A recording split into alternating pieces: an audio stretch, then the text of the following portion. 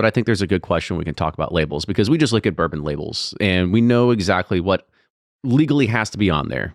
Straight bourbon whiskey, Kentucky straight bourbon whiskey, blend of whiskey straights, proof, and non-age dated, all this other kind of stuff. What is your thought on additional text? Like, how much additional text like can you put on? fanciful stuff? Fanciful, non-chill filtered, uncut, single barrel select. Like, how much stuff do you think that you should put on a label, and at what point does it become distracting?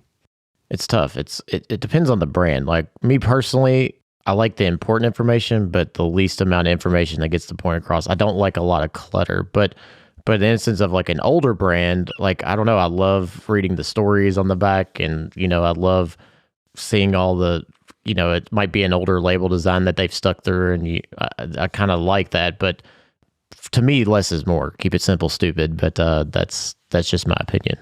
I want information. I don't want so much words like handcrafted, forged, and blah blah blah. I mean, I like age. Yeah. I like age statements. I like state of distillation, straight, bottled, and bond. Things that have meaning to it. What about super rare and premium? That means it means nothing to me, and it means nothing to like new consumers as well. Like, I mean, you talk to them and like they kind of gloss past that. There are some like words that will stand out to them.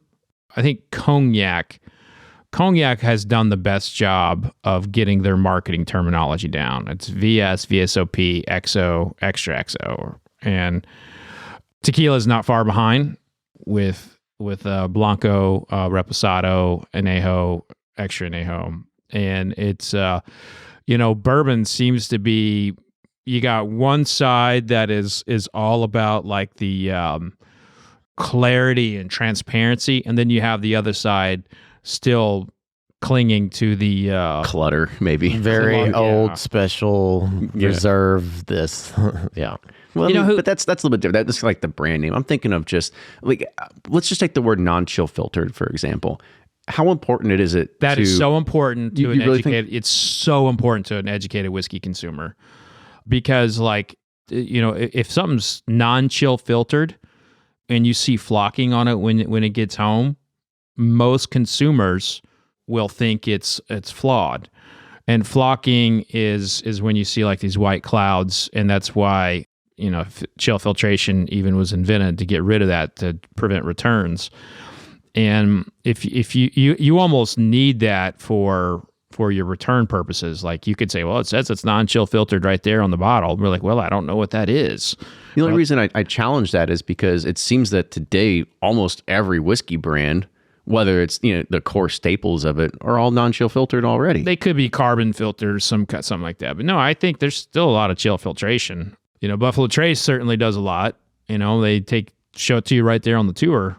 They're proud of it. And I think chill filtration, as we learned on an episode recently, that it can have an impact on the flavor too.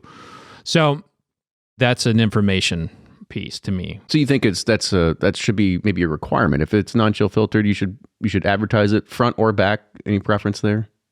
I think that information needs to be on there. Now the real estate of where things need to be on the bottle, that's a completely different discussion. Right. Yeah. But I get caught up on the regulatory of what is bourbon and then finishes being called bourbons. I get caught up in that, and that's a discussion for another day. But anything that tells you what's inside the bottle is an A+ for me. Like super rare, premium, handcrafted, small batch. Small batch is a word that means nothing, by the way.